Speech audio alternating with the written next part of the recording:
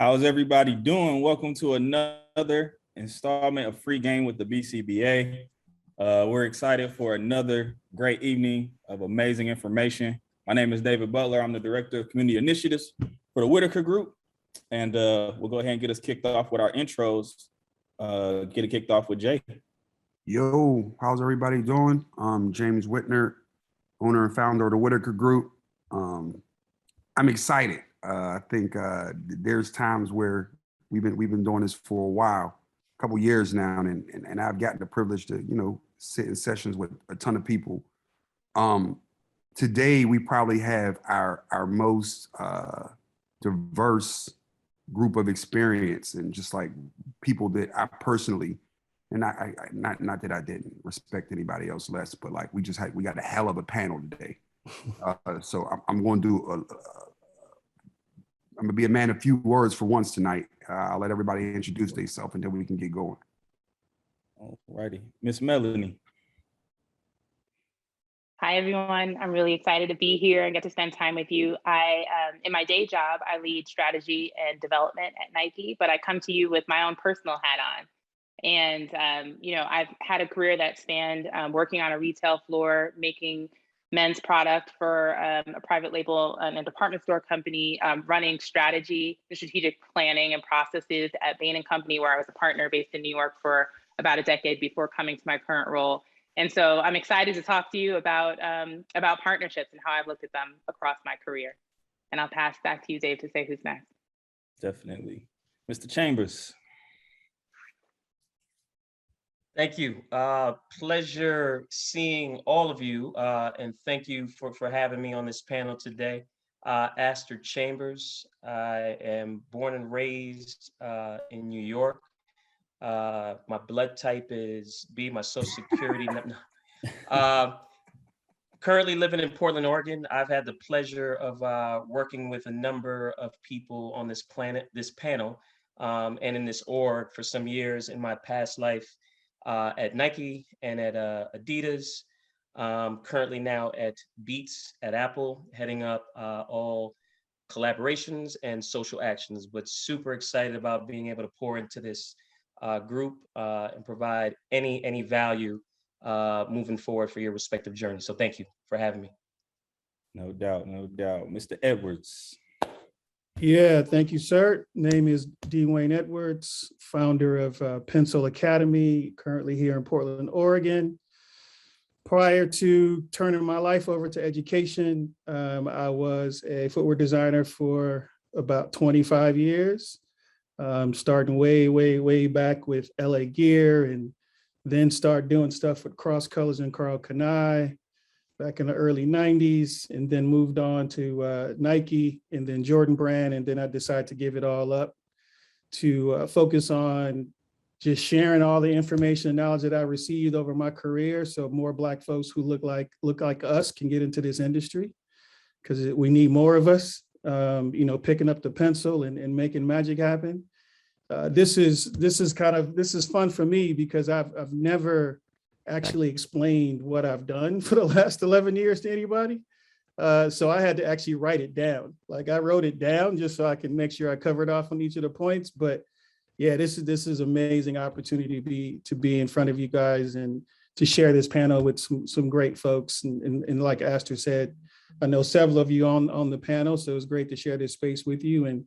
And hopefully whatever comes out of my mouth makes some sense and is useful. So appreciate the opportunity. Thank you, bro. Thank you for showing up. So last time we talked about branding. This time we're talking about partnerships. So let's start off by, and this can go to anybody, we can go around robin if we need to. But how are those two things linked? How are your brand and how you enter into partnerships and looking to partner with other brands? How are those two things linked? Mel, you want to kick us off? Yeah, I can jump in. And so I missed the last session, but when I think about partnerships, the first place I start is defining who I am or who the business is. And so that is, in many ways, your personal brand, your business brand and your personal brand. And when you're starting out, a lot of the partnerships and relationships you build are going to be based on you as an individual versus on a business, which may be nascent and still coming up the curve. So developing, like when you think about partnerships, and when I have thought about partnerships or advised others in the past, I always start with, who are you? Who are you as a founder, as a leader, and who is the business? What's distinct about you? What are you bringing to the game that others don't have? And what's distinct about your business? And that's critical about branding too. You start with yourself, you start, and you know what the business is and what you can add, and you think too about who you serve. And if you permit me, I'll keep going. I'll say, like, once you figure out who you are, the next thing you want to think about is, what are the goals? What are your personal goals? What are the goals of the business? And what can, I said, who you are is about what you can do in a distinct way, but also what do you bring to the table? Because partnerships and relationships are more often than not, two ways. So you want to think first about kind of who you are, and who the business is, but also what you and the business distinctly bring, and frankly, what you need back. So I'll pause there. I know we're going to keep on going, but when I link it back to branding, I think it's really thinking about who you are, who the business is, and the what you're offering, so you can package that and make that apparent to others, and what you need. So you have kind of almost your elevator pitch ready to go. I think that was served up super well. Aster, after having our conversation yesterday, you went in, and I think what you said, what you said earlier, complimented what Mel said. Well, you want to jump in? You want to jump in? Agree. Yeah, no, absolutely. And Mel, thank you for laying down that groundwork. The point that I was making as it pertained to the topic today, when we talk about strategic partnerships and relationships, we're always looking at the external, right? Who and how we get after that. But the first place you have to start is internal. Yep. That's your internal assessment of how you are strategically hiring, how you're strategically empowering those that work for and with you to kind of provide their expertise, their excellence in their respective areas is critical and really the foundation and fundamental.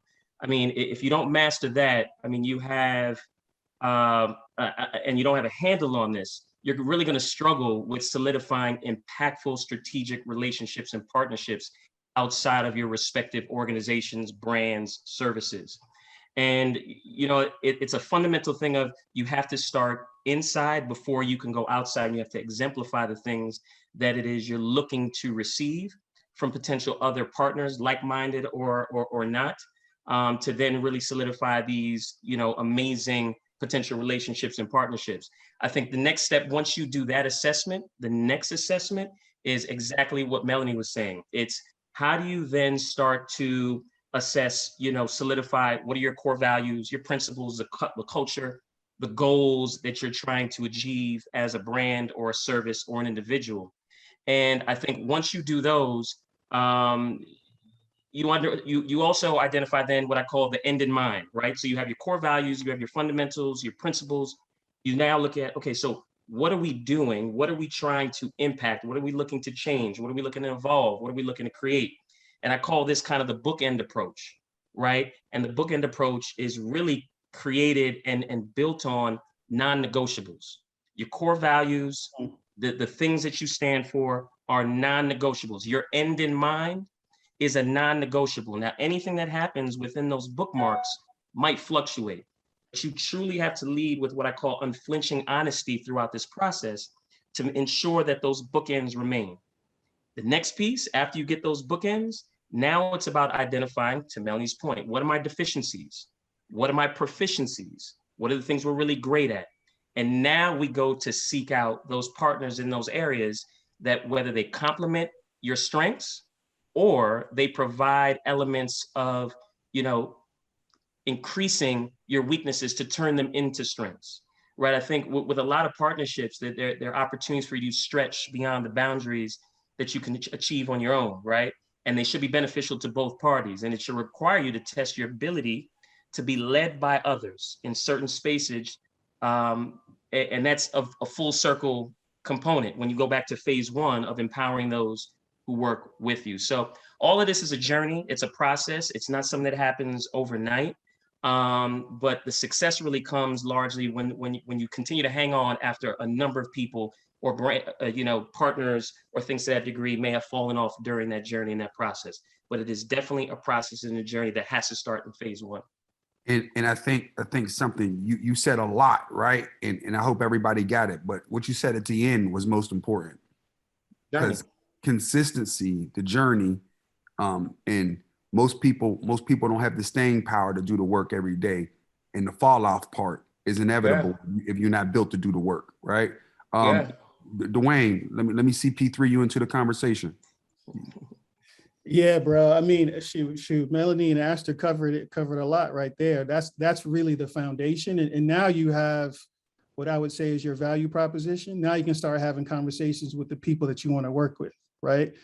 But I would say the idea of learning how to play chess, not the board game, the game of business. Here we go. Where when you can actually strategically start to think about who you want to work with, and you can predict what you want the outcome to become, now you are able to start to leverage opportunities. You start to leverage your strengths. You start to leverage the people you choose to actually work with, because that component there of learning how to play that game of chess, of trying to predict your outcome, you have a much better strategy of understanding who you're going to work with and who's going to be the best partners. That's going to elevate your brand. That's going to elevate your positioning. Whatever landscape that you've chosen, there are people that you can partner with that will elevate you just by association. But you have to have that clear value proposition that Astor and Melanie spoke about, but you got to be very strategic. And sometimes that strategic nature starts with honestly shutting up because we have a tendency to talk a lot. Like we have a tendency to broadcast what we're doing and what we want to do. And I'm from Inglewood, man. So I'm in the game of I move in silence. When you move in silence, you can get a whole lot more done, and people can't see you coming, so therefore they can't block you. And for us, we have a tendency to share too much information with folks who quite honestly can't see past the second line on the eye chart at the eye doctor, right? They have no vision. And we need to reserve that for people who have vision. And then when we have that vision of that collective people that have vision, you'll be amazed at how much when you leave that conversation, your consciousness has been elevated. Your strategic nature of how you go about doing your business gets elevated. But a lot of it does start with that value proposition, and strategically, how are you aligning yourself with the people that can elevate where you are and where you want to go? All right, so since JB and Brandon's put me on the court with the big three, I'm gonna step back and I'm gonna throw one at all three of y'all, and I'm seeing it pop up in the chat already. Let's talk about because all of y'all are hitting interesting points. So can we give real life examples of in your career where you had to first look at yourself where you were at, right? And you needed to take stock, do some work, and make a move, right? And obviously there's some chess, there's some strategy, there's some luck, and I don't know if y'all religious. There's some God in it, right? Oh yeah. So there's no luck in that conversation, bro. It's all blessings. Yeah, 100%, right? So with that being the case, I would love for each of y'all to share, and I'm gonna let Mel go first. Mel, you want to jump? Yeah, I'll take that. I'm going to weave in. I saw a question in the chat too about if you're in a relationship or a partnership that's not going well, because I think that is the tee up to that question. And when things are not going well, look, most of us have our most long-standing experience with relationships in the personal realm before you even get to business realm. So I take the same tact, right? If something's not going well in your personal relationship, you may decide to stay in it. But the right approach usually is try to sort it out, figure out, diagnose what's wrong, and try to figure it out. And so, in my own personal experience, this happened a ton of times. Look, I came up early in my life. I left out, everyone said where they're from. I'm from New York. I live in Oregon now, but born and raised New Yorker, child of immigrants, didn't have I had a lot of faith in me and a lot of prayers, to use that thing, a lot of people praying over me, but not a lot of direction.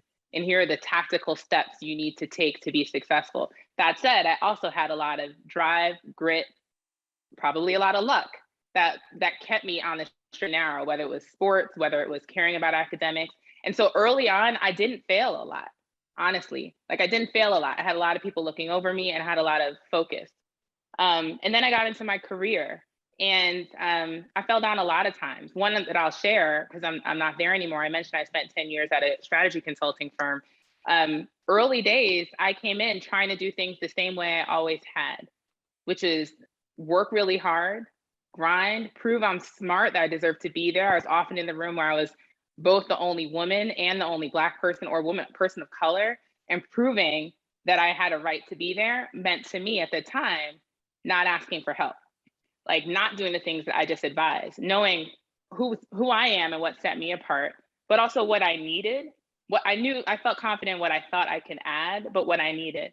And so the fall down point for me was actually not being clear on when I needed particular strategic relationships or partnerships to help me succeed in my role, and seeing that ask for help as a weakness point. And I think going back to the question that you posed, James, that was also in the chat, it was like, so then if you get to that point where the relationship, whatever you have in play, whether it's a relationship or lack thereof, is seemingly more detrimental to your success than you had anticipated. For me, it is taking that step back and looking at this as an evolution or something that's always like a living, your relationships with others is a living thing. So what I said, you set out with the who you are, that evolves over time. Who your business is evolves over time. What you need evolves over time. And also asking like the why. If I keep going down the who, what, I'll come back to when, but when is like, what do I need now versus what did I need before? What do I need now? What do I need in the future? And the why, like, why do I actually need those relationships? If you keep those things in mind, like what I did is realize why I need a relationship is that I was in a full-on relationship game. What my business sold was people. I mean, not in an enslavement way, but it was actually the mindset of people, right? Like there was no product. And it was the first time I'd come from a world, like I mentioned, I was making product, I was making sportswear. And now I came into a business where all I was selling was the relationships that I built with clients and the advice that I can give them. And so my why at the time was like, I needed to learn, I needed to develop the relationships, the mentorships, the relationships with clients that were going to help me succeed, to learn a new business and succeed in a new way. So I would say the fall down point, part to sum it up, is a little bit of overconfidence because I hadn't fallen yet. A little bit of pride, or probably a whole lot of pride, thinking that asking for help was a weakness versus recognizing a lot of people that succeed are succeeding because they're standing on the backs of others, and being clear about who and what I needed, what I can give to them. Look, they needed my diversity. They needed my diverse point of view. They needed the operational experience that I had. But what I needed back was understanding how to be in a service business and how to sell, services versus product. And so my why was like, I needed for my own self to be successful to partner with others. Question, how did that failure feel at that time? Awful, man, awful. Because what I left out is I had come into that role after 2 years of business school where I had amassed a significant amount of debt, which is true also when you're starting businesses, right? Like you've taken out every last dollar, you've begged, borrowed, maybe not stolen, but felt like it, right? Yeah. And I didn't have, it's not like I had a safety net at home. So if I failed, it was like real practical stuff. I wasn't gonna be able to pay rent. I wasn't gonna eat. I was gonna default on my loans, all of that. Yes. Right. Yeah. And those emotions, it's almost, you can people, because we talk a lot about, when it's good to learn young and it's good to fail sometimes early, but it's tough when you're failing in moments and there's real repercussions around the failure, right? Because that weighs on you different. So that's why I wanted to make sure I asked that, like, yo, how does that feel? And then, I mean, fellas, I'm gonna get to y'all in 1 second, but what was the recovery like? Like, how were you able to bounce back? You know what? The recovery was realizing two things. One, like the people who look like the majority around me, I realized that they were asking for help, right? They were saying, I don't get this. I need more support on my team, or I need you to coach me, or they were negotiating, or I need a raise because this isn't going to work, or I need to not work with this client and work with that client. And so the one thing was like, how is it a weakness if all these other people who look more like the senior people at the firm are doing it? And then the other thing was like, it became such an urgent matter because I was like, I don't want to get fired. Like, I need to figure out how to do this job. And that I had to take a chance. And once I took that chance and asked somebody in a low risk way, like someone who was more close to me in tenure, who wouldn't have the ability to fire me or expose my weakness to senior folks, Yep. I realized that which is still a chess move too, right? Because you understood there's vulnerability in showing weakness, especially as a double minority. That's a chess move. Yep. Yes. Yeah, because I had over my shoulder, like, did people think I got this role because I'm a woman, because I'm Black, like, because, and, you know, going back to what I said about my early upbringing, like, thankfully my parents, I mean, I grew up in an area where everyone looked like me, and I was the shining star because I was doing well academically and athletically, but my parents never made me feel like people are going to give you a leg up. In other words, the other thing is, like, you have to work twice as hard and do twice as well because of what you look like. So then I got there and I'm like, oh, you know, people think I'm the diversity tap. Like, I don't deserve to be here. Yep. And so having that on the shoulder too, what I say the second thing is, so the first thing was like, okay, all these other folks who, like, quote unquote deserve to be here are asking for help when they need it. And so that's okay. And two, when I did, as you said, strategically choose the person that's low risk to kind of ask for, you know, how do I do this, or how would you approach it? I realized, like, you know what? It didn't feel that bad. B, to the point, the advice I gave is like, you have to know what you can give. They were asking me questions too, but like, oh, you know, you always show up so prepared for meetings, or you're unflappable. Like, people can throw things at you, yell at you, and you're not, you know, losing your cool. And I was like, oh, okay, people acknowledge what I bring to the table. So it made me, you know, the confidence, you know, gap that I was feeling by starting to fail, like asking someone for help helped me realize that it's like I said earlier, a two-way relationship. There was something that I was going to add in the moment. And so that gave me confidence to, frankly, if I close out the story, go to the people that I needed who actually had the power to do something about what I was dealing with, who were more senior. And because I had tested, like, how to ask for help in a way that doesn't, you know, seemingly expose weaknesses. I had gained the confidence back a little bit more, and like the things I was doing well, because you can focus on like what's on the failure points. And, you know, I had even more, I guess, resolve, frankly, to ultimately come back to, like, I'm going to have to pay my loans, pay my rent, buy food, like, try to have some fun in my life. And so if asking for help is what I need to do, or, you know, to keep it on theme, like partnering with the right people who are going to help me, if I'm real tactical, like pick up my Excel skills, have the right conversations with the right clients, like really tactically help me along the way and partner with me and coach me in the right ways. I had to do it, right, to succeed. So I think that's about it. Yo, so now that Mel just heated the first quarter up, and she got 15 points, and she 3 for 4 from 3. Wow. Dwayne cut because Aster looking like he antsy, he want the ball, but I seen you cut. It's my CP3 in me. It's my CP3. Aster, I see you, right? But Dwayne, I'm giving it to you on the bounce. All right. So I'll take a different tack. So I'll start with a quote. So Nelson Mandela once said, "I never lose. I either win or learn." Say that one more time. Again. I need you to say that. I need you to say that one more time. He said, "I never lose. I either win or learn." And I've always been focused in that lane, where similar started in '89. I show up, second Black footwear designer in the whole industry. Nobody looked like me, but yet outwardly facing, all you see is us. And strategically, all you trying to do is sell us. And so what I've learned to do is start to navigate my surroundings. And that's where I started playing that game of chess, where, again, I don't know how to play the board game. I know how to play the business game and the real game, where once I got in and I start to understand that there was a deficit, and there was a discrepancy in what was the brands were outwardly telling the world versus what was actually happening on the inside. And so it started to become, for me, my personal mission to figure out, how can I get more people who look like me sitting next to me, right?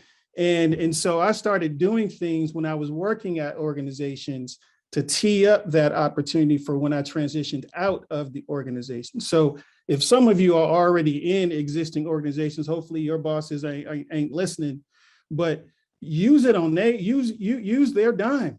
Use their dime to test your ideas if it falls in line with your job, right? Because you don't want to go too far off the rails where you become a spotlight. But I was able to leverage the opportunity of like, damn, I know there's more people who look like me out there. And so strategically, my first move was, all right, hey, Nike, hey, Jordan, you know what? There's a lot of Black people who buy shoes. And hey, Mello, can you do me a favor and be the face of something for me? I need to speak to some Black folks. Partnership, collaboration, that start to create the visibility and exposure of the opportunity. Once I start to understand there were more people out there who look like me, then I start to set on this goal of, all right, how can someone who never went to college actually create a college? So I'm starting in a position where I have no knowledge of, absolute zero knowledge of.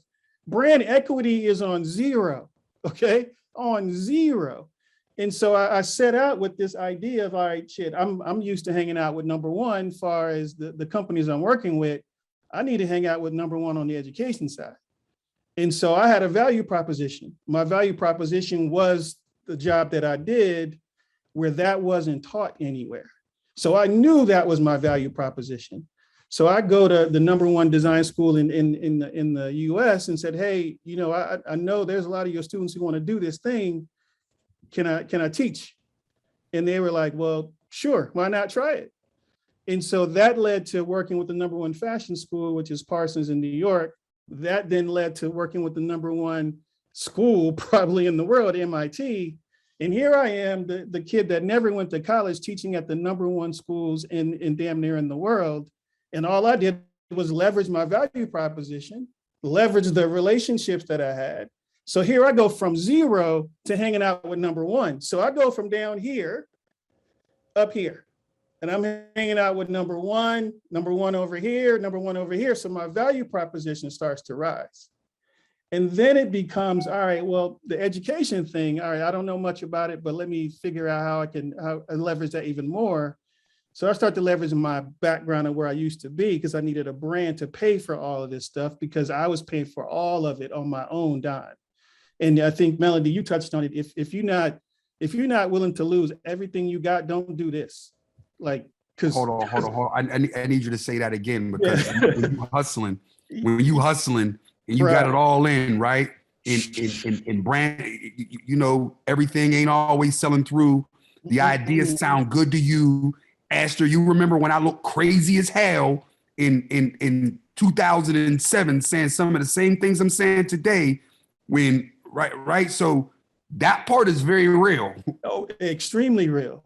Extremely real. If you are not willing to lose everything you own and people that you know and love, this is not what you should be doing. Having your family looking at you crazy. Yes.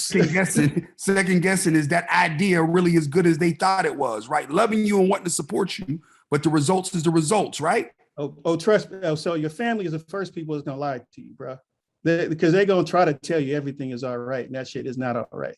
But what I did though was I picked up a little gang from people I grew up with who were probably the best pharmacists in the world, but never wore a lab coat.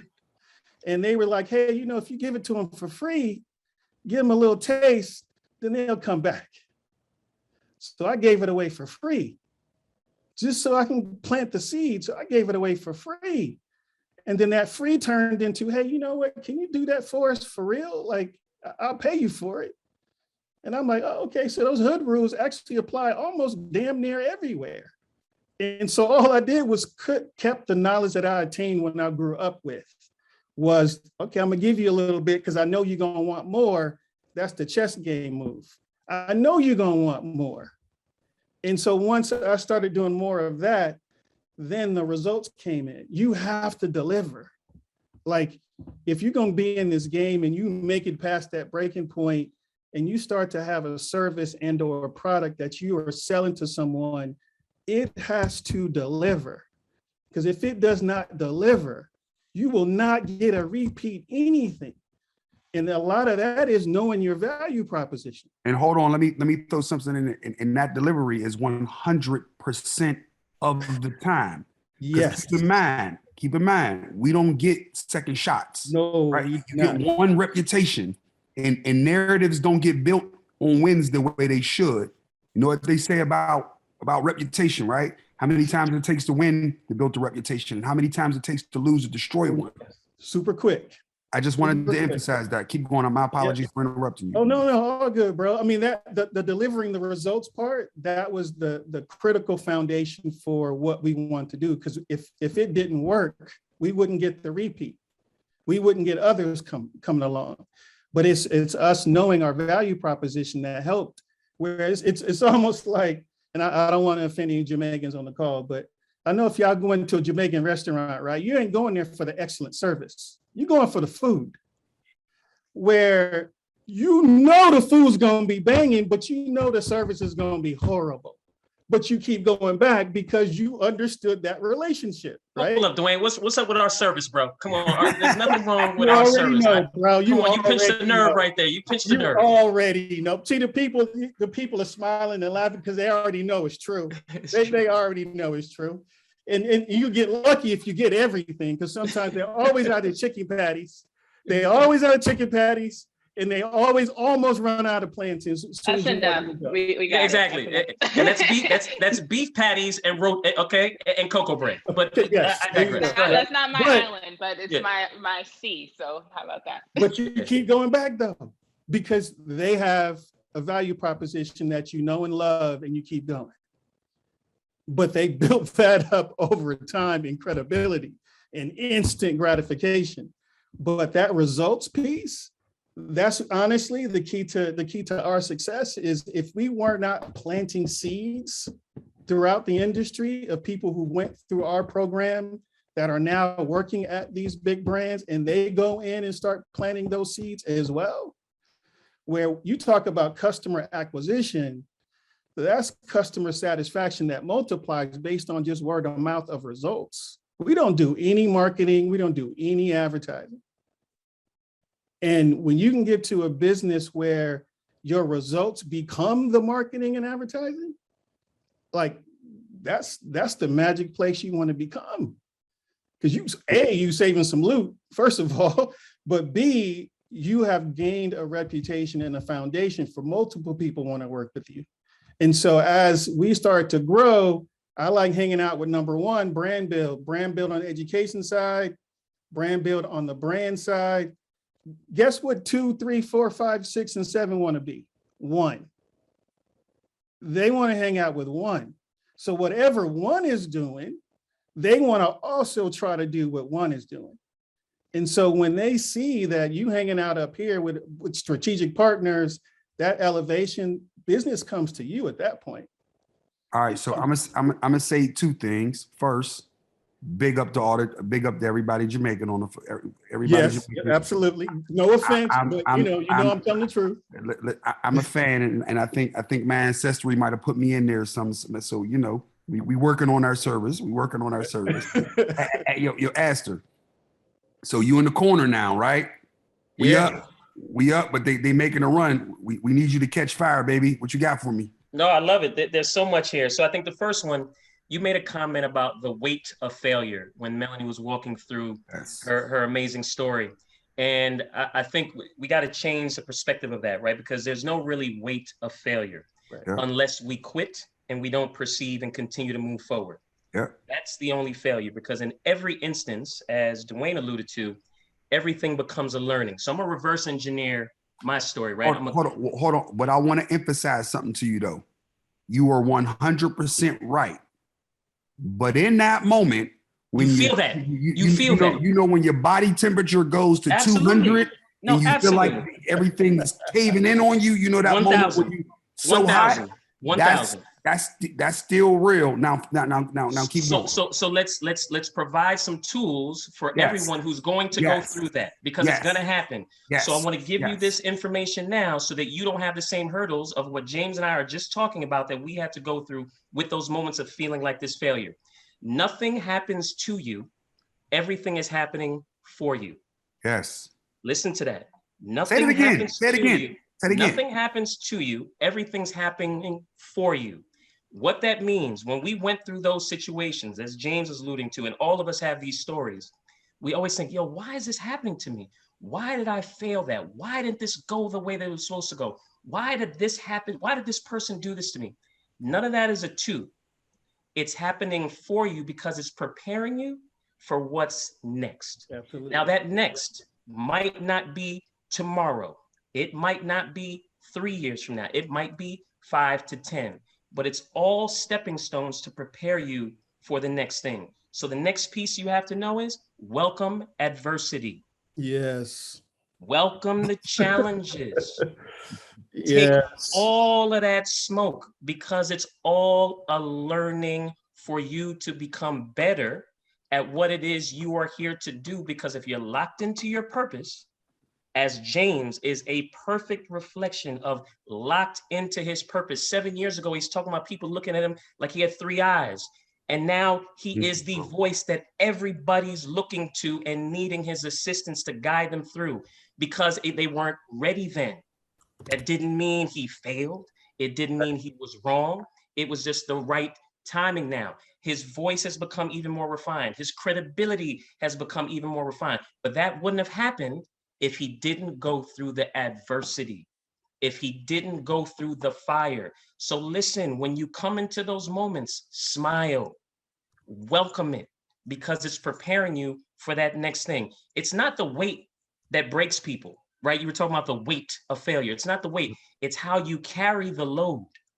The weight can't break you. It's all on how you carry that load. And if you have the notion of nothing happens to you, it's all happening for you, it's going to take weight, literally and figuratively, off yourself to embrace the circumstance that you're going through and prepare yourself to continue to persevere through. Once you've got your bookends, right? You're locked into your value and your purpose. You continue to stay with that and push through regardless because you know what you're here to do.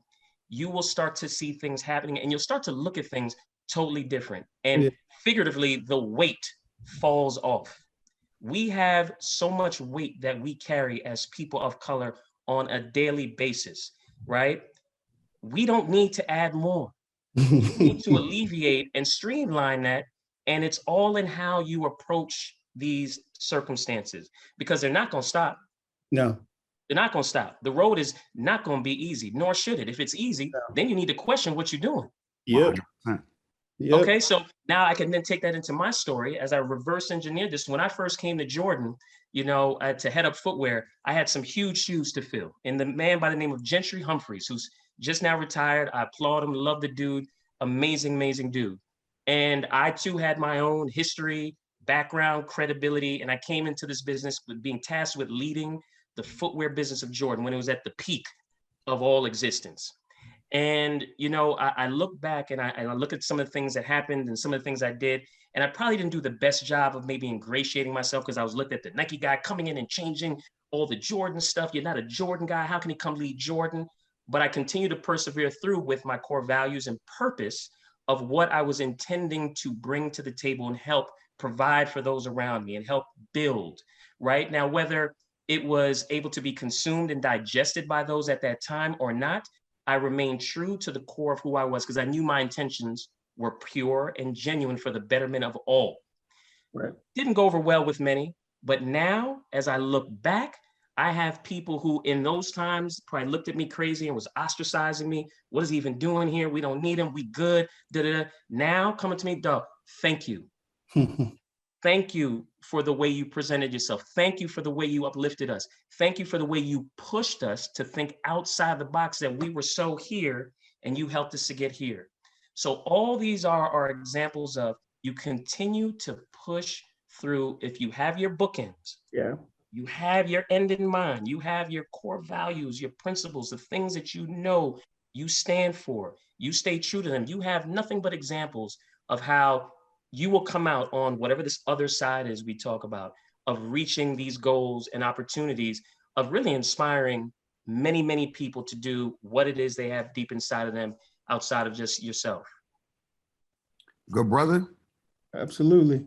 We back up by 10 and it's halftime. I think I want to take a quick second to pause because once again, I said yesterday when we was preparing it, these are the moments where I get a chance to be a student too. And this is where you get to appreciate the people that you have around you every day that you work with, because it's just refreshing for us all to, you know, learn together. So like, yo, incredible. Dave, you want to keep us on track in the chat, because my mind is I'm in the conversation. Yeah, nah, we rolling. This the chat's on fire because y'all been going in. So that's what, the more y'all do that, the easier it gets. The crowd's going crazy. And I'm gonna say I'm gonna say this, right? Because we gotta y'all getting paid max salaries. We got this GM together. We supposed to win a chip with this. I put on my gram with my 3 followers, the best panel ever, right? So what I need from y'all, each of y'all now, is we all got a moment, current or past, that one oh shit moment that you worked and you X'd and O'd and you went over it with everybody around you that you love. You may even call some people who didn't love you to make sure you got everything you needed to prepare for the situation. And the session is about strategic partnerships, right? And for our business, I like to think, and Aster, you remember this. Rigo had the drop. He remembers this. This idea of strategic partnership in our segment of business, as boutiques and as we work and have a point of view, especially around the kids who we serve. Dwayne talked a little bit about it, right? I've always had this thought process of trying to create an offense that was, with lack of better words, for us, by us, if that makes sense, where we can start to do some of the things that we're doing now. And for me, Aster said it, 7 years ago, it sounded crazy, right?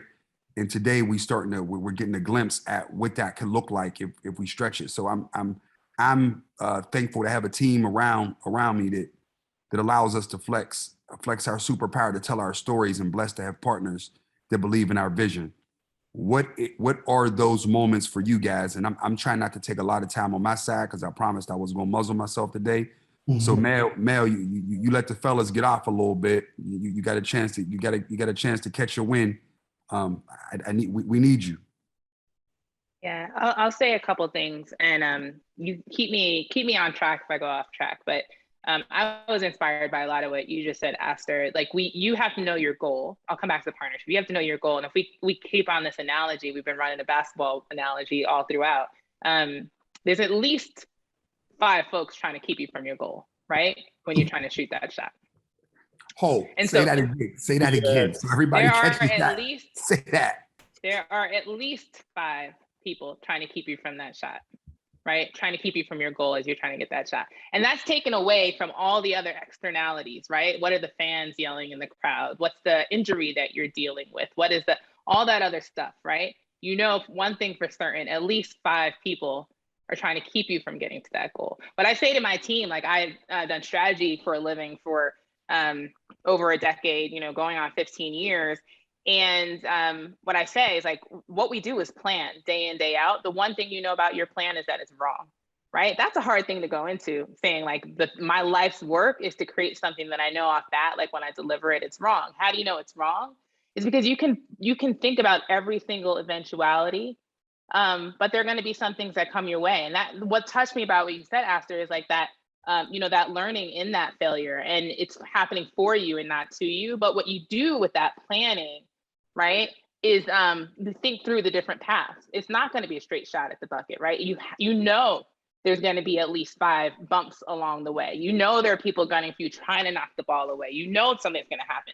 So plan for it. You need to have the best players, right, have multiple paths to their goal. So when that one first play fails, like you're not calling timeout. You're not going to go sit on the bench. You're going to run the next one. You're going to keep moving. You're going to try. You're going to have vision. You're going to have peripheral vision. You're going to see, you're going to pass behind you because you see the court, right? And so like the partnerships, you can play right into that. We started out with like, what am I? What do I add to the table? What is my business? What am I trying to achieve? But you need to know, like, why would I even get into this particular partnership?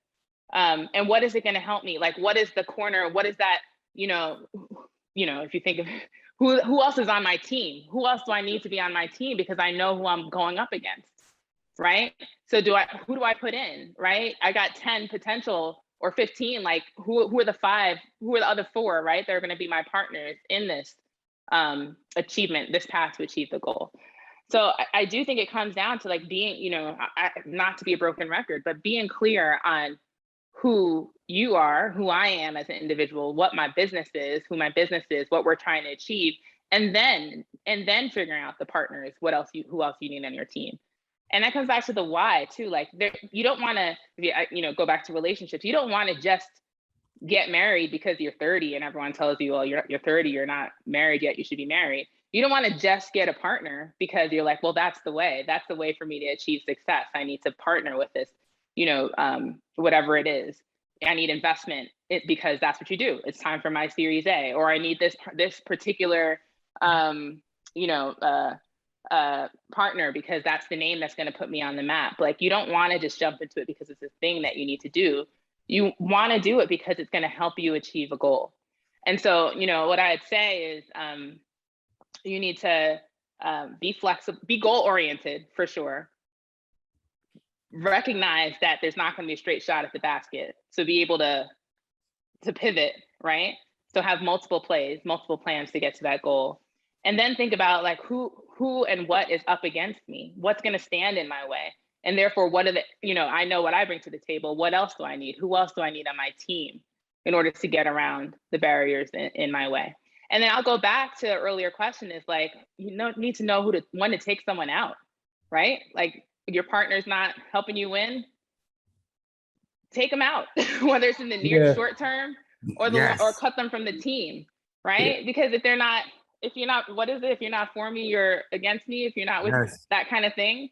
And don't feel two ways about it, because rest assured, if you're not delivering, which was Dwayne's point, like you're gonna get cut. You get one chance to fail, so why give your partner more than one chance to fail?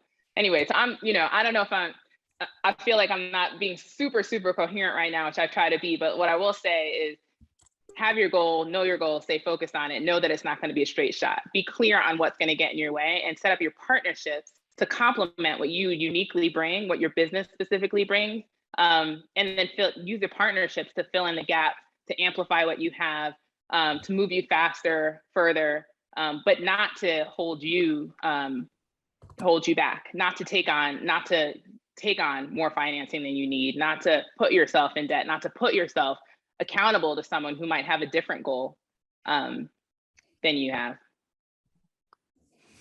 Thank you. Yo, I think the chat is on fire. Yeah. If it's okay with everybody, that we're gonna definitely go past 8 o'clock. Cool.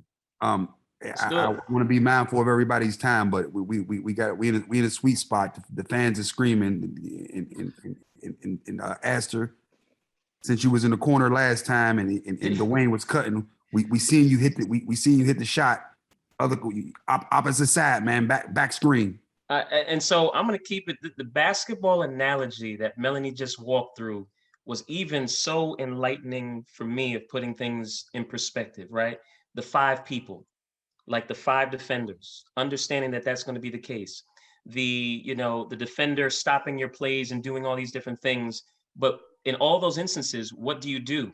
You're learning.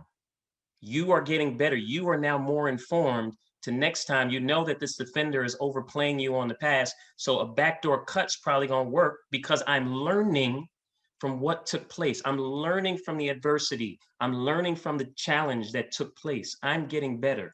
So I just had to jump on that because that was like such a perfect, very clear way of highlighting and showing and providing a framework for all of us. Look at, I didn't say you, all of us, on how we move through anything. Like all of these things are learning. So I'm sorry. So I had to just do that. But then, James, you asked the question of the moment. What's this moment? Because you didn't all the way say it, but I know where you're going, is that when are we going to get to a place where we have more, I don't want to call it skin in the game, but we are more in a prominent place of truly, look, I see the smile, B. I know you too well, shifting this thing. And that time is right now. I mean, like, look, given where we are as a society, given where we are within business, this is the moment for us to pivot and shift this whole thing. But when I tell you, it's going to take all of us holding arms and doing it collectively as a strategic partnership, this is the time. We have a window. Unfortunately, we have this window by the means of which we got it, right? However, it's opportunity nonetheless. It's time to galvanize around our efforts. It's time to make, influencers that we truly feel are going to influence our communities in the right way. We need to support them.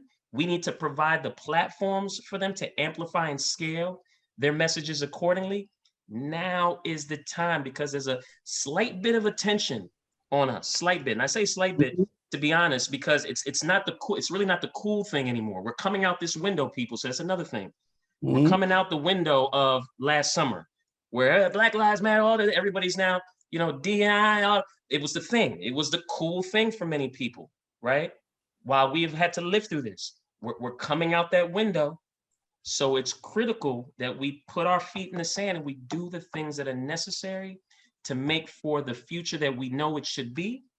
And we know we have the resources to do it, and we have the capabilities and the creative prowess. Now is the time. So the pivot is now.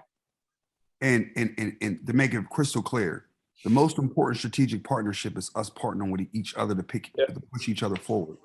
That's the partnership. Come on, James. Let's be very clear. Let's be very clear how you and I are on this phone. I've been an advocate for you in meetings that you were not present. I've been an advocate for you for initiatives where your name did not come up, right? You have done the same thing for me. When executives are talking to you about my business, you say, well, wait, have you talked to Astor about, like, what did Astor think? Because Astor, like, this is what it takes. We have to be present for each other when we are not present.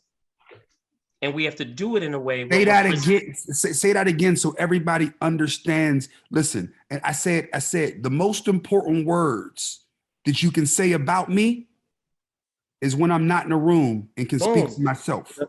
Those are the most important words that we can say. So let me say this again. The most important strategic partnership is how we partner and support and push each other forward. And go back to what Mel started with. We got to first start with us, right? It's not about Nike. It's not about Dior. It's not about all these other folks. If we're not us to start, where are we going, right? I'm gonna step back because I said I wasn't. No. You stepped in and that's it. I say less. I'm done. No, that was it. That was good. Dwayne. I would start with 100% true on everywhere you've been, and I would almost take the ownership of thinking about a Nas line, right, where he once said, people fear what people fear what they don't understand and hate what they can't conquer. That's us, in my opinion. And I think we have to embrace the idea that people don't want us to succeed because they understand what could happen actually if we did communicate, if we did come together, if we did really make Black Friday, like if Black Friday was really what, say the Million Man March proposition, 2 decades plus ago, imagine if that day, like, we didn't spend no money. Businesses is going to disappear. Shit's going to stop, right? Where once we get to that consciousness of being collective, then that's our real power. But the way it's structured, they set up these opportunities for us to not see and understand our value. So therefore, we don't have the confidence to think that we can do better than what we're doing right now. And so for me, what I love is I honestly love haters. I'm motivated by haters. Like, I need haters, okay? Because as soon as you tell me I can't do something, you just drop some shit in the sand and you drew a line, right? Where we have to take that personal to use as motivation for us to prove people wrong. And sometimes you have to prove people wrong to get shit done that you should want to do anyway. I always say, man, the fuel, you have to be self-driven. But yes. there's nothing like somebody giving you a reserve tank, right? My whole career is people been telling me I can't do it the whole time. And I've been fueled the whole time. And it never ends because this is what I look like every day for the last since I was born. t-shirt, sneakers, and some jeans. Like that's been my uniform forever. So visually, you don't take me serious until we start having a conversation. So for me, I kind of use it as a little bit of an okie doke because, all right, yeah, underestimate me. I want you to do that because that means I got the upper hand when the conversation starts. And again, it's strategic in that sense of we can't always show all of our cards because then they'll know how to play us. Yeah, I'm sorry, Dwayne. I just got to jump in here, man, because you know I'm one of those who've been around you for a very long time and saw the transition. And the word that I use for you, you said consistency for sure. Yep. And I think one of the beauties with this that everybody on this call should also be very, very aware of is the power in being an example. Yep. So the way Dwayne moved, the things that he did, his leaving a role like he was in to do what he knew his purpose was, has unlocked in so many other people something within them to say, yo, I need to go do that thing, or I need to look at it more seriously because I saw somebody else step out to do what it is that they were purpose driven, but wasn't in alignment with conforming to, you know, what was supposed to happen. Like Dwayne's supposed to stay at Jordan forever. It's supposed to still be there. Yeah. It's supposed to still be there. But no, he had a bigger calling. So the power of the example. So everyone on this call is going to represent an example for someone or someone's. Yep. Right? So this is not just about us on this call. It's about the people who are going to come in contact with seeing your walk, seeing your journey, seeing what you're doing, and feel a glimpse, whether it's a glimpse or a full tank worth of power or an incentive to go do something more. Yep. And not be held in a box. And let me make it clear so everybody get this. The only thing that's better than knowing when to leave is knowing when to double down and stay, right? And catch. Sometimes the strategy is in that, right? Like, yo, with today's world, and everybody asked you talked about a lot about microwave, right? And this is, my age is going to show a little bit, right? When you talk about the microwave generation versus the oven generation, right? Mm-hmm. And letting things marinate, right? Because mm-hmm. there's something to be said for being on the right team, right? Listen, I'm a hell of a leader, except for when I gotta acknowledge that, damn, I might need to be Scotty, because that motherfucker right there is Mike, and I know it. Does that make sense? And guess what? If that's gonna get me 6 chips, Mike, let's get to it, right? But if Mike retired, right, and I need to hone my game in, and now Mike is on the bench, and I need to get to it, okay, that's cool. I can get to work and get to it, right? So if you unpack everything that we've talked about over the last hour, and, you know, I want to get to some questions because there's the chat's on fire. You got to know when to hold, when to fold. And at the end of the day, shout out to my man, Emery. Always bet on yourself 100% of the time. It starts, it ends with you. Oh, yes. And then the next step is us, right? Yeah. And having a united front. So when we go in a room, we know how to show up, right? It's not about saying fuck this big company or fuck that big company or what they ain't doing for us. The first action is about us standing up. Because once we stand up and do what we're supposed to do, then we gonna get what we supposed to get. Facts. With that, Dave, let's get to that. Let's get to some of these chats now. It's the game ain't over. We up there. You know, we done made a run. Mel showing up, Dwayne showing up, Asher showing up, and I got 19, 20 assists with no turnover in 3 free throws. And I'm out here looking great. Y'all got me out here looking incredible. The show. All right, I'm a slide over to Channing. She's our first one up. Chan.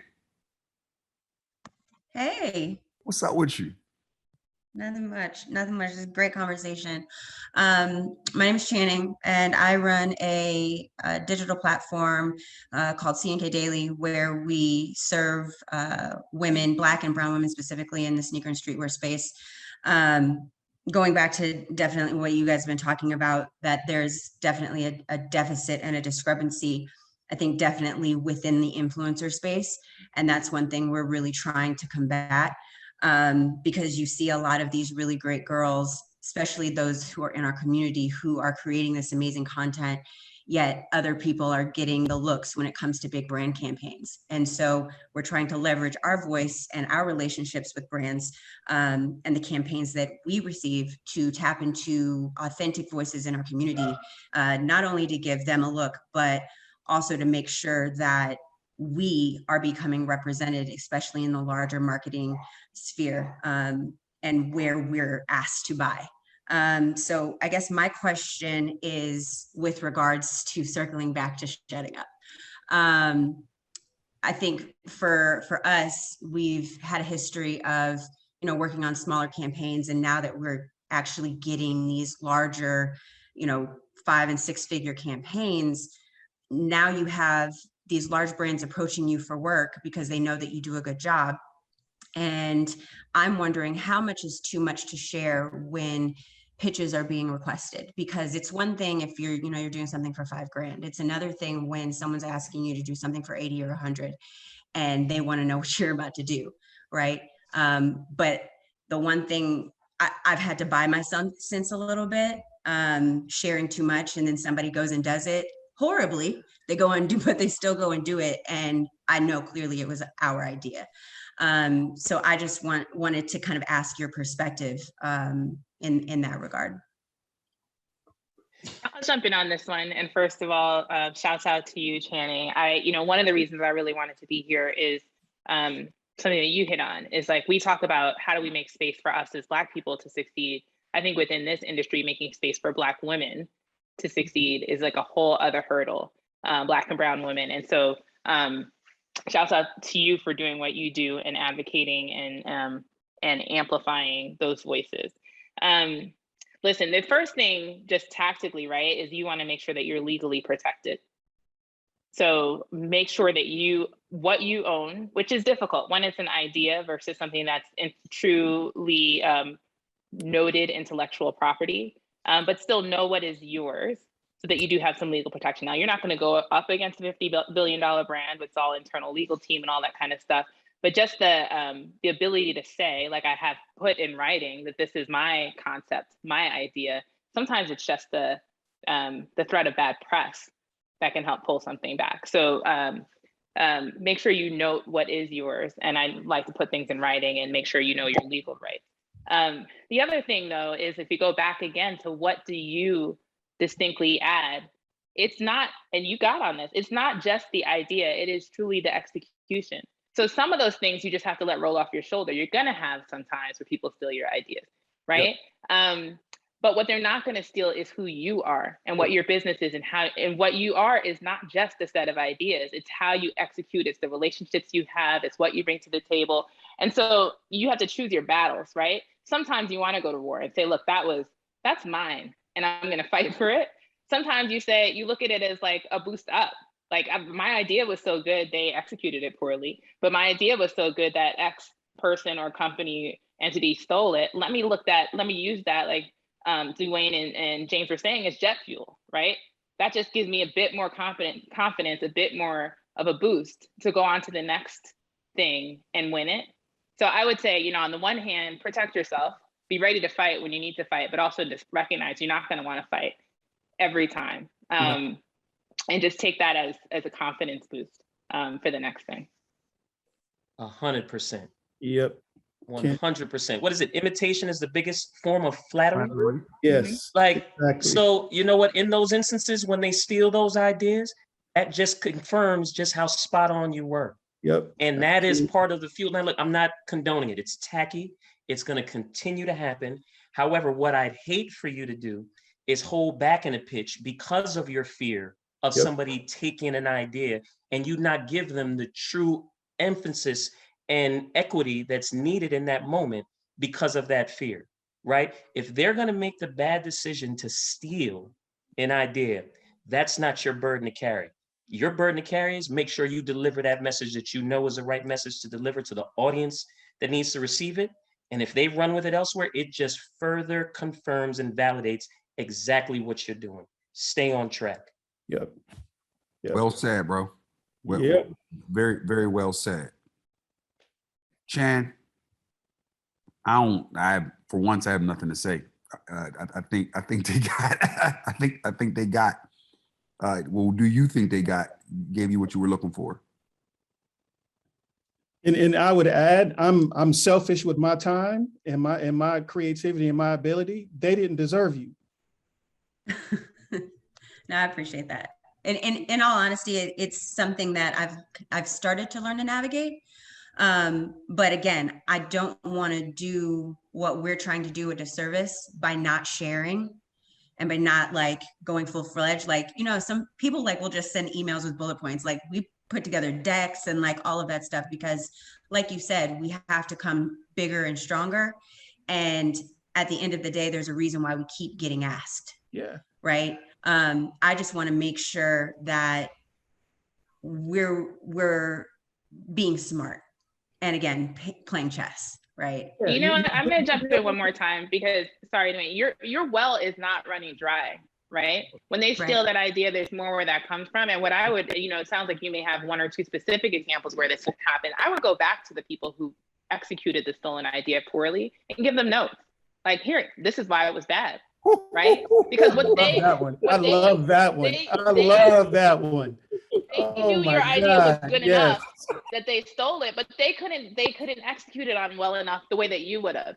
So next time they come to you and you're ready to pitch, you had already given them an idea, given them notes on what they did wrong, and now they really need to hire you. And if they don't, like, you know, give those notes to someone else, right? Hey, you saw how X brand did this. Look, that was my idea. Here's what what I would have done differently. This is how they did it.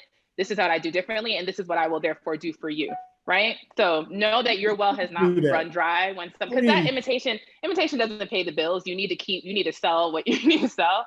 But know that you're the source of the truth. Like, you have it within you and within your business. So don't feel like, you know, they took that one thing. You have 10 more where that came from. And ladies, that level up mic drop right there.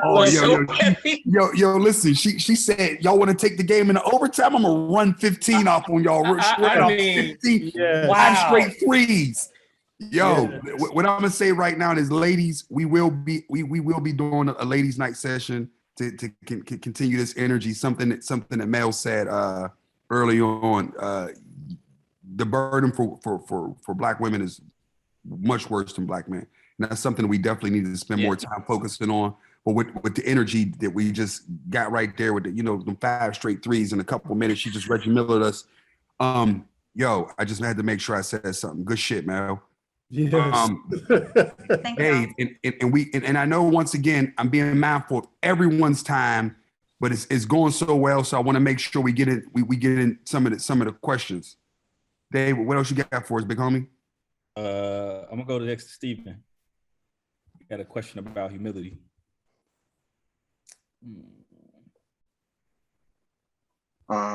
First off, y'all killed it this session, man. Y'all went crazy for the jump off. But my question is, when should you learn to humble yourself when it comes to brand partnerships? And also, is having too much confidence in your own brand detrimental to a brand partnership? Just gonna keep it simple.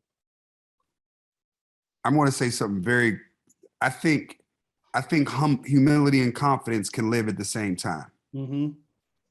It's how they live and how you articulate them through your work and verbally that matters most. And now I'm a homer back in the bushes and let the team take it on. I'm not shooting the ball tonight. I'm passing the rock. Yeah, so you know what, Stephen, great question. And my response to that first would be, you know, humility is not about thinking less of yourself. It's about thinking of yourself less. And I think once you do that, it'll help you push through that challenge that you're dealing with, right? Of thinking it might not be big enough, not be small. Now, once you think of yourself less, it'll provide you with the guidance on how to proceed in those situations. Yep. Yep. Agree 100%, bro. I am from the camp of actions speak louder than words. And your actions of how you run your brand and represent your brand and present your brand, that's going to speak so much more louder than any conversation you're going to have with someone where even the thought of you being humble or not will show up, where it goes back to that value proposition. Once you are strong and solid in knowing who you are, that level of confidence should not be wavered. Because again, for me, it's like they don't deserve you and they were not meant for you to be a part of or associated with. But a lot of it is you should be strategic on who you want to work with and start putting yourself in position to be in their line of sight. Where there's a level of strategy around that proposition too, of understanding who you want to work with instead of waiting for people to come to you. You take the driver's seat. You start to dictate who you want to be in your cipher. Don't wait. Don't wait. Then you start to align opportunities and propositions to get in their line of sight. You'll be amazed how many of them start to come hang out with you, or at least knock on the door and see what you got behind there. Because you presented a value proposition that was clearly speaking to them without you ever saying a word. And to quote Mel again, like, you got to eat, right? So I get it, right? Sometimes you can't always, eat what you want to eat because you got to eat, right? So there's the balance, especially in the beginning, right? Did everybody cover for you, Stephen? I want to make sure the question was fully answered. Oh, definitely, 100%. I appreciate y'all for answering it. We appreciate you. We appreciate your time, bro. Brother Dave.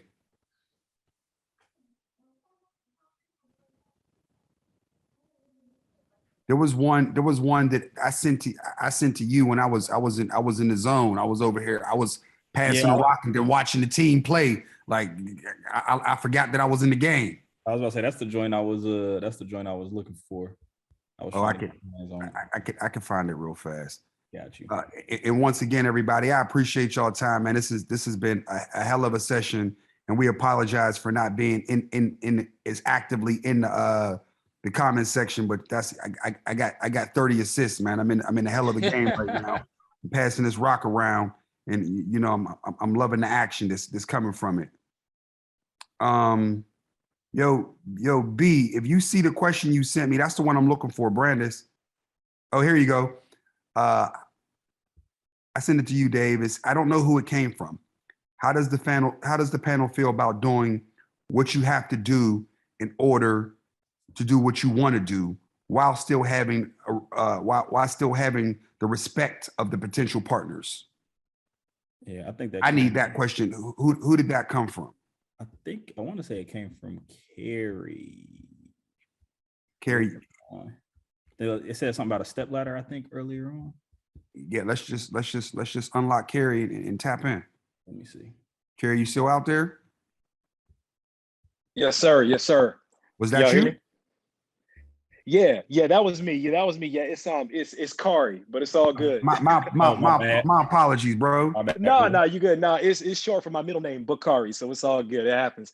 But yeah, so the question, kind of tapping into Channing's question as well. So I'm a creator and I'm in this space and I'm starting to work those deals with some of these brands. And so I had an opportunity that came to me from a notable brand, and they basically presented me with a promotional campaign, a paid campaign, and I really wasn't interested in the product for real, and I really wasn't feeling the product much, but everything that I kept getting back was, well, this is going to be a great step ladder for you. This is going to be a great stepping stone for you to then get, these bigger opportunities or these other things that we want you to promote. This is going to lead into this other thing if you just sign up for this thing. And so I wanted to throw this out to see how everybody feels about, taking on those opportunities, because I'm a big fan of earning your stripes. I'm totally down with that, and I'm down with getting it out the mud, as I'm sure everybody on this panel has done. I don't have an issue with that. But my issue that I do have is that the people that do rock with me, the people that follow me, they follow my channel, they follow the things that I do, anything that I align myself with when it comes to a strategic partnership has to feel authentic, because that's what I promise the people that follow me on a daily basis. And if it doesn't feel authentic, I feel like that's going to come across, you know, to the people that butter my bread. So my question for everyone is, you know, do you take that, or do you walk away from that, you know, because you feel, you know, that confidence in yourself that something else will come along? Like if this brand was rocking with me, somebody else will rock with me that aligns with what I want to do a little bit better. Like, when do you have to take those stepping stones, and when do you pass and say, not right now? I think it's Bakari. Oh, sorry. Go ahead. no. I'm CP. I'm CP. You cutting. I feel Go. like you answered your own question, Kari. It's kind of like a therapy session when your therapist asks you a question and you just talk. I don't know how many people have done therapy. Like you talk, you're like, right? You nailed it. I was going to use the word authenticity, and you nailed it on your followers, not making you feel you're or not seeing you as inauthentic, or you not being inauthentic. It's there's not a silver bullet answer, but in the way you set up the question, I would say run fast, run far, because what you're setting up is saying, like, someone has asked you to do something that is not true to who you are and who your brand is.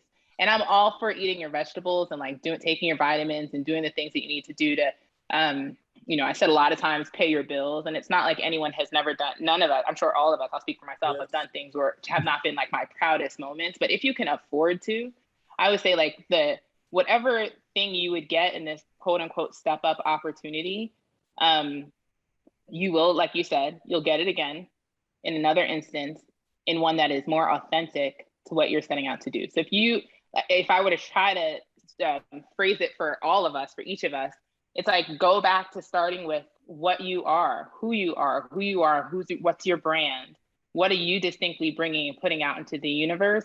And if that partnership is not moving you toward that goal, and even worse, seemingly as you're describing it, is pulling you away from the goal, because it's pulling you away from your authentic self, your authentic brand, I would say, unless you're in dire straits, like if you don't take this, your business will fold. I would wait, or seek out the one that, not even just wait, seek out the partnership that is going to get you where you need to go. Because it might be at that same level, which still feels like a stepping stone level. It may not be the biggest ideal partnership, but if at least it's on path and aligned with your vision and who you are, that's what you want to seek, not the one that's going to make you cast any doubt on your authenticity. That's my advice. I feel like you got there on your own, frankly, in how you were phrasing it.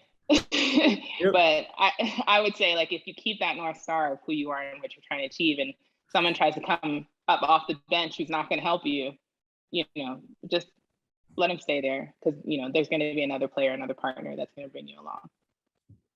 Well said. I'm about to go for a career high. Everybody watching, if this game keeps going, I might hit 40 assists. That might happen tonight, ladies and gentlemen. Stay tuned. I got a good one, Jay, that came to me directly. If we're good to go there next, or unless somebody else wanted to chime in. Okay.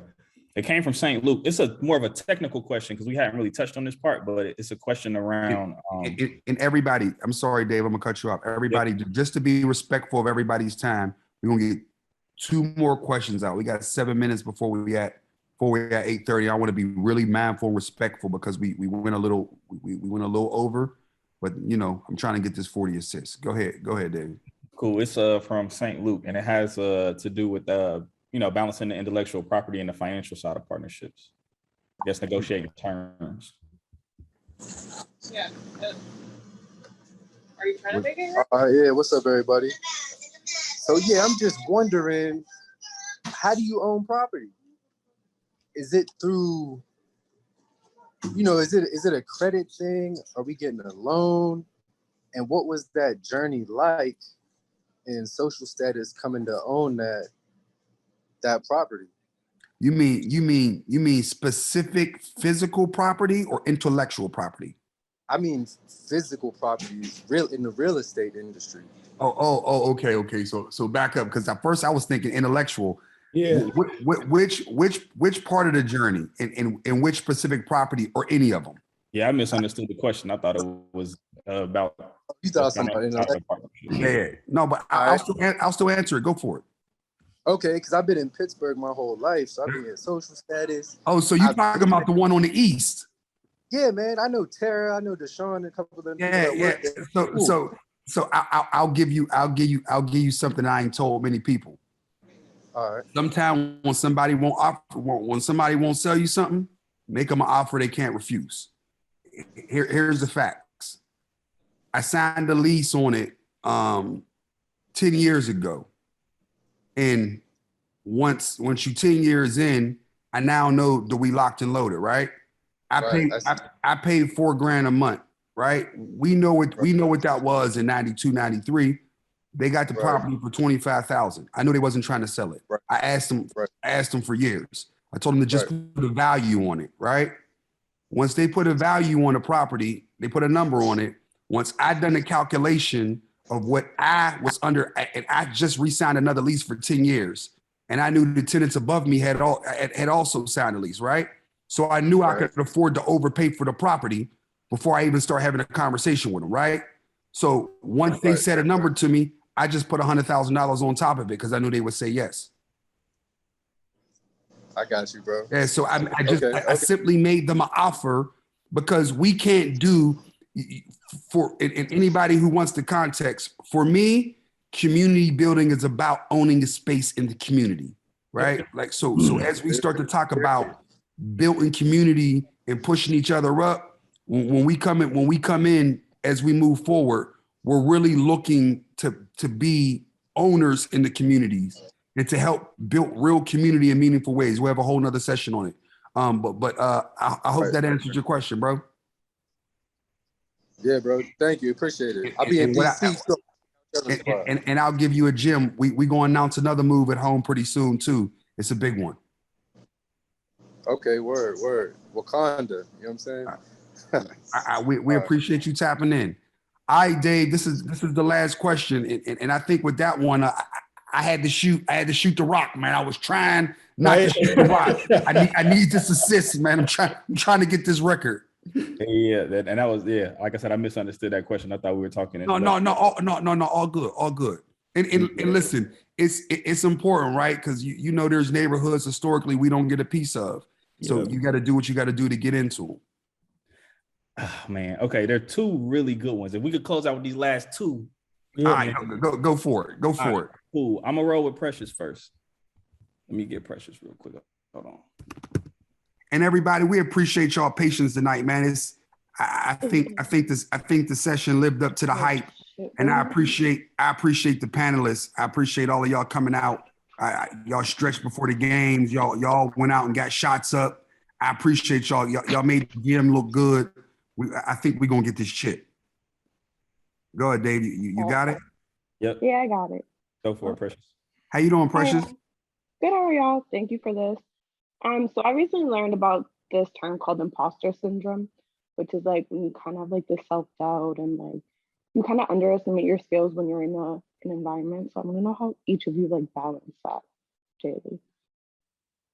Because people of color face this like even more, and then like on top of that, women face it even higher rates.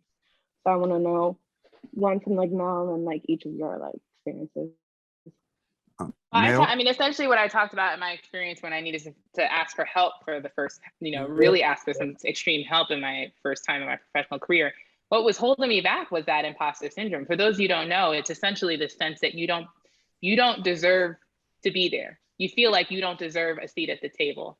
And so I think, to use the kind of overused phrase, like you got to call a thing. Like you need to acknowledge that that's something that's holding you back. Right. And that you actually, with the question, I bit my tongue, which I often don't do on the question around humility. You know what? Like, I'm not humble. I know it's not, I didn't get here on my own. I'll apologize. My kids just came in, so you can hear some noise in the background. I didn't get here on my own. But I know I deserve to be where I am. And it took me, that story I told earlier of realizing that other people asked for help, the people who I felt deserved to be there or thought, fit the archetype of those who should be at the table. And so I think, yes, the direct answer is yes, I have faced imposter syndrome. Yep. But the reality is, if I had a daily mantra, it's like, not only do I deserve to be here, I have to be here, right? Like, we talk about representation mattering. I'm the one who, there were some, gentle jabs at the big companies. I worked for big companies most of my life. Like, if I'm not here, if I'm not at the table, if I'm not here, or as Aster said, to call someone else's name when they're not in the room, like, not only do I deserve to be here, I have to be here. Mhm. Like, so yes, like I'll speak for myself, others can chime in. I have dealt with imposter syndrome in my past, and even it comes up from time to time, but I just remind myself, like, I put in the work. I have the things, the skills, the mindset, the capabilities to be where I am, right along with my peers. And so I think you can acknowledge it. My advice is acknowledge it, recognize that a lot of people have it, and it's not just us. It's not just Black and brown people. It's not just women. It's like anything. Look to your left, to the right. It's someone who's short. It's someone who's overweight. It's someone who's slow. It's someone who, all these things, like, everyone has something that they can fall back on. So acknowledge it, call the thing a thing, and then stand up on your own too, right? And know what you have to bring to the table. So, and I would say use it as power. Yeah. Because my first corporate job, I'm 19 years old, from Inglewood, and I'm working in an all-white city called Marina Del Rey. 6 months, just graduated from high school. Nobody looks like me. Everybody in there has college degree, credentials, and I'm like, I'm not supposed to be in this environment. But what clicked to me was, all right, I'm gonna take everything that you paid for, I'm gonna take it from you for free. So I ran up next to those people, and I'm like, all right, give me that. And all I did was ask questions. But as human nature, though, we run away from opportunities. We run away from things that we fear. We run away from things that we're insecure about. I ran right into it. Strategy, right? I don't even know where I picked this shit up. Maybe it was my other boys on the corner, right? But I ran right up next to him and like, okay, how'd you do that? 3 years later, my knowledge base grew above where they were because I was hungrier than they were. I had zero. They had privileges. I wasn't supposed to be there. So I used that as strength. That was my superpower. Was I wasn't supposed to be there. I'm gonna prove to you that not only am I not supposed to be here, but you shouldn't be next to me. So you got to run up and use that as power. Yeah, a small follow-up to all that greatness. Precious, first, thank you for the question. And it's one that every one of us deals with, have dealt with, will continue to deal with on certain levels. The thing that I try to remember is everybody is a work in progress. Yeah. Everybody. So even the people in the room in which you are speaking of, that you might feel this imposter syndrome come over you because of their insecurities of trying to overcompensate something and putting a certain type of energy in the room that might help to make you feel this way. No one is perfect. Everybody's a work in progress. Yeah. And the other major component, and I remember somebody actually in the Nike days that said this to me: you're never as good as you think you are, and you're never as bad as they think or say you are. And so well said. And I'll say something, because I've learned, Mel said something about therapy earlier, and I think Dwayne raised his hand. Yep. Through my experiences,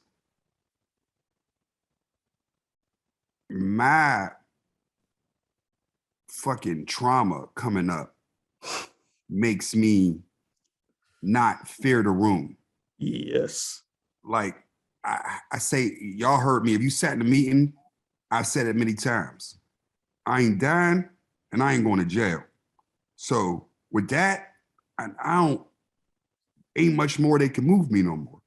My freedom, my life ain't at risk no more. My freedom ain't risk no more. So that shit is like the self-doubt. When I know when there's people who, it's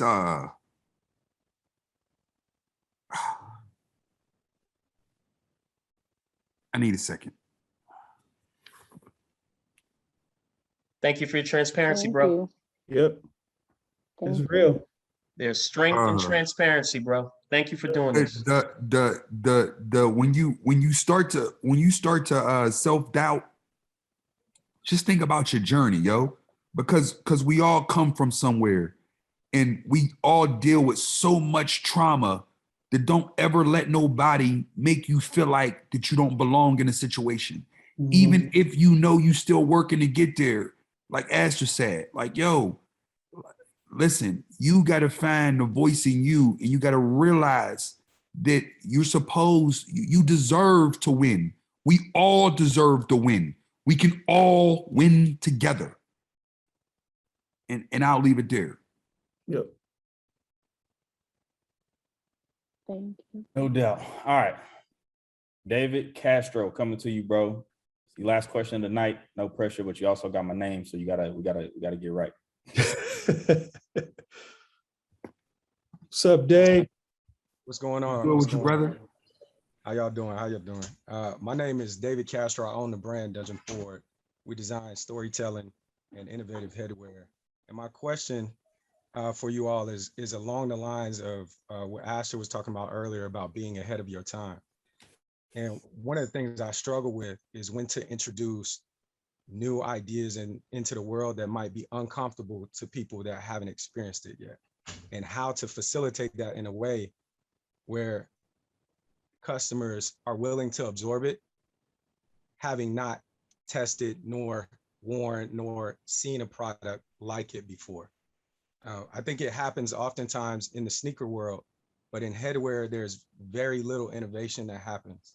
And this is something that, you know, is my passion that I'm passionate about, but I always find myself hesitating on releasing the next idea, even after it's been protected. So that was my question for you all. You have what I call a group of trusted editors, like people that you can walk things through or talk things through and kind of get their POV on before you get it out to the masses? Because you said something about not testing anything prior. Absolutely. Do you have like Absolutely. And when I say not testing, I was really talking about the audience that would be absorbing this product, right? The people that will be purchasing it outside of my periphery. So right. Even after going through the gamut of my group of folks that I look to for their advice, for their quote unquote approval. Sometimes I go outside of all of that. Even after it's gone through that, and after I'm confident in that this product has a space in the world, there's still that like apprehension of releasing things into the wild based on wondering whether or not it's the right time. And this is more so based on innovation in design. So really, really like deconstructing headwear and reconstructing it in ways that people haven't seen. And taking those ideas and then selling them direct to the consumer, right? And so I've done this once, right, with one concept, and it took probably about 2 years for it to start to catch on, right? And I'm trying to minimize that time period for people to receive and accept these ideas. And so I was just curious about those who create product. How do you either, I guess, iterate how you release things into the wild, or is it just a matter of, I don't know. I'll let you guys answer because I don't want to. Yeah, no, fair. I think the first thing is a holistic management of expectation. And what I mean by that is, in every scenario, everything's not intended to resonate with everybody. You're never going to make everyone happy. Now, within those circumstances of what it is you're creating or delivering to the market, as long as you know the intention that was from brief to execution is maintain that integrity. If it's one person that procures that product unlocks whatever it is you intended with the brief, there is the win. Yep. Now, with that, I'm going right back to Mel. You're going to have 5 people that are probably going to hate on it. Yep. And I would say, if you don't got those 5, I would rather you worrying about why you don't have people questioning why you're doing it than the actual amount of people who are asking to procure it. Flip it. Remember, hater, we all need them, bro. We need haters. Come on. No, that's real. That's real. And also, just to keep with the basketball theme, right? You don't want your practice players to be different in their skill set, their needs from the opponents you're going to have ultimately. So if that circle you have, to Asher's point, is not going to challenge you, doesn't represent the target market that you want to serve, like they're not the right practice players. They're not the right team to be your test circle, right? So you don't put 5, 6 practice players up against your team. You put the ones who are going to be like for like with the consumer that you're seeking to serve. And what I do like is that you're setting the expectation of what you want for your brand. It's just going to take a little while for others to elevate up to where you see that they should be. And for me as a brand, I would rather be ahead than behind. And it always takes a while for everybody to catch up. I mean, timing's everything, right? But show me a creative that made it on day one, and I'll show you a creative that says this is not my day one. This is the day you recognize me, so you think Correct. it's day one. Yep. Boom. Exactly. That part. Exactly. And lastly, you never believe how popular I got last year when last summer happened, where all of a sudden they're like, oh shit, somebody Black in education. I've been here. It just took them 10 years to figure out that I was hiding in plain sight. Yeah, well said. I was going to say, lastly, I add too that there's a level of consumer education in what you're doing if you're that far ahead. Like when you think about things from like, or you hear about stories about like Steve Jobs having the design for the iPod or iPad years before the technology was even ready. But being able to walk people as consumers into what that looks like through iterative design and all those different types of things as well. There's going to need, if it's that far ahead, it's going to need some level of introduction. So how you build that into your future collections or next iterations, or like you can build that story along with your consumers while also introducing them to different levels of the product so that when they reach the ultimate level of utility, there's some education there. And then always remembering that you're always going to have your first adopters, your early adopters, and there's mass adoption. So being able to walk through that process as well. Well said. And Very well said. Did we cover it off on that question? Do you feel heard? No, you definitely did. You definitely did. And I there were some answers that I anticipated that I didn't get, which I'm actually glad. One of those answers was I often see in the sneaker world when they bring about some new innovation, it's typically tied to somebody that already has a slew of influence, right? And then you'll see that same technology then have a bunch of spinoffs within whatever organization it is that dropped that. So let's say like Boost and Yeezy, right? So Yeezy was the initial introduction, and then down the line was a whole slew of different products that now people are familiar with. And so I anticipated that, but that was something that I was hoping I didn't hear directly as a like top of mind. I know that's a strategic way to do things, but what you guys gave me is definitely much more than that. So I appreciate it. No, we appreciate your time. And everybody, once again, I appreciate everybody investing their time in the sessions and getting out with us. This session was everything that I hoped it would be. I think I broke the record for assists tonight. I think I'm at like 43 or 44. I think I might have turned it over once. But I appreciate everybody's time. Melanie, Dwayne, Astor, team, I appreciate you guys. And we'll see you guys the last Thursday of next month for the next session. Everybody enjoy your weekend and enjoy your evening. Thank you, everybody.